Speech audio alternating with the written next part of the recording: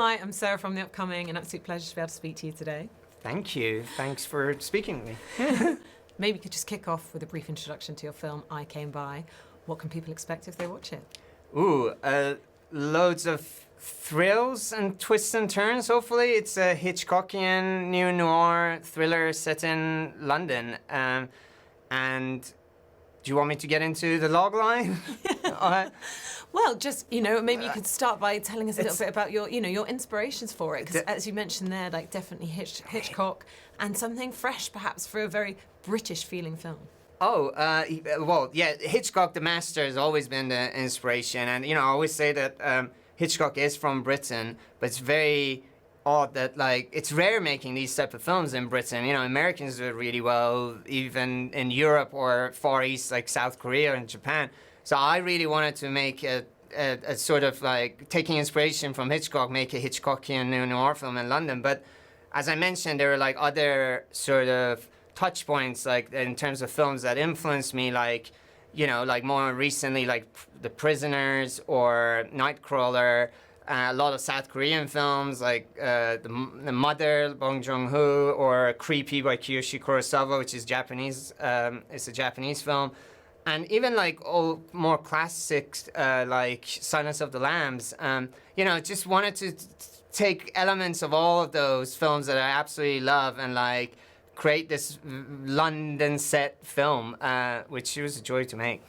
And just the fact that all these twists and turns, it's almost like the audience is never safe in this film. Whether that's the way you've cast your characters, against type, but just when we think we're following our hero, our protagonist, someone else takes up the baton. So maybe you can talk a little bit about as well, kind of how you structured it and how you keep the audience on their toes. Oh, thank you. That's great to know. I mean, from the casting point, I was very stubborn about having Hugh Bonneville doing the role because even in the script, I describe Hector as very charming, almost like a British Mr. Rogers. So I really wanted to cast someone who people are not used to see doing these type of roles, and very, very brave of Hugh that came in and did an incredible job. And it was really, it was a challenge, but also a great learning curve for me to sort of build the story with my co-writer Namzi Khan,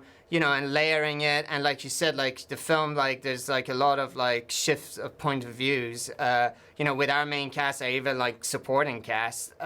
So it was fun. That element of it was fun. It was almost like a jigsaw puzzle, putting it together. I learned a lot, and I can't wait to see how the audiences react to it.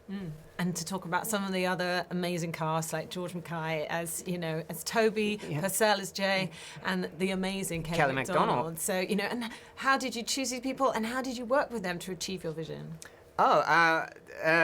George was again, one of the very first people I had in mind for the role of Toby, and he read the script very quickly in 24 hours, and he called me, and I was really nervous because I missed his call first. And I was like, oh, what is he going to say? So I called him back, and he said he wanted to do it, and I was just so blessed. And then obviously then Hugh and Purcell, Purcell auditioned for the role and it blew us away. He's such a talented young actor, and I love to see him doing more and more. And Kelly, I've been a fan of Kelly MacDonald for a long, long time, since Trainspotting. So it was just so wonderful to pitch him the idea, and he read the script, and we were on a Zoom call, and I said it would be wonderful if you go on this journey with me, and she said, yeah, I think I will be going on this journey with you, and that meant a lot. And the weird thing is that they're all such professionals, and the way they work, it's amazing for a filmmaker like me, working with technical actors. It's just pure joy because they all did their homework, their research. There was a lot of conversations before we started rolling the camera. Especially Hugh, building that character. When we realized that he's on board, when we found out that he's on board to doing this role, he sent me this lovely message that I'm looking forward to creating this monster with you, which was wonderful. It was a lot of fun working with him and create Hector Blake, and with George Mackay as well. George and Percy did a lot of graffiti work. They've worked with the graffiti artists to really be in sync and learn a lot. I think they had a lot of fun doing that. So, yeah. Sorry, rambling on, but... The other thing that really struck me is obviously it has that sensibility of a thriller, but it's also wonderfully textured and layered in terms of the themes that kind of are drawn out. The failure of institutions, whether that be government, the police, abuse of power, but also within familial relationships, the mother-son relationship and the boyfriend-girlfriend. So what were kind of the different themes for you, and what did you want the film to say, perhaps? I think you basically touched on the central theme of the film for me. I think when I started off, for me, the central theme was how institutions can fail us. From big institutions, like you said, to smaller institutions like families and friendship groups. And I guess the question was that, well, if the big institutions fail us, shouldn't we as individuals take responsibility and have each other's backs? Because that's the only way we can come out of this mess sort of like triumphant. We need to have each other's backs. So that was that was like almost like the trunk of it. And then all the other themes like kind of branched out of that.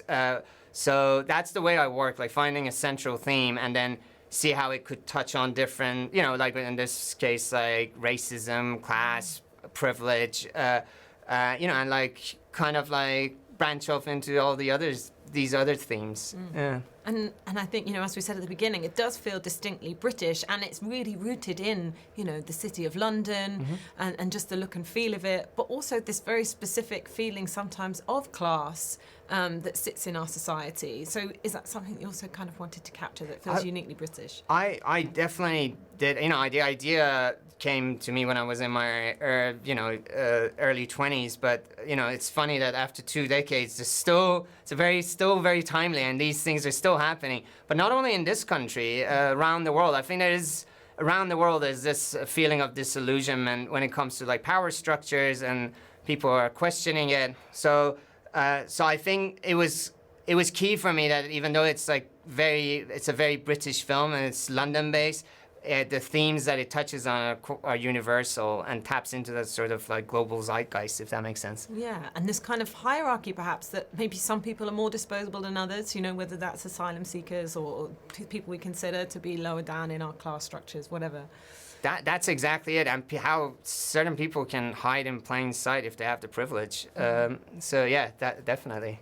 Can you quickly tell us what you might be working on next after this film? I have a few things in the pipeline. This one was, my first 2 films were horror. This was a thriller. I want to show a bit of variety.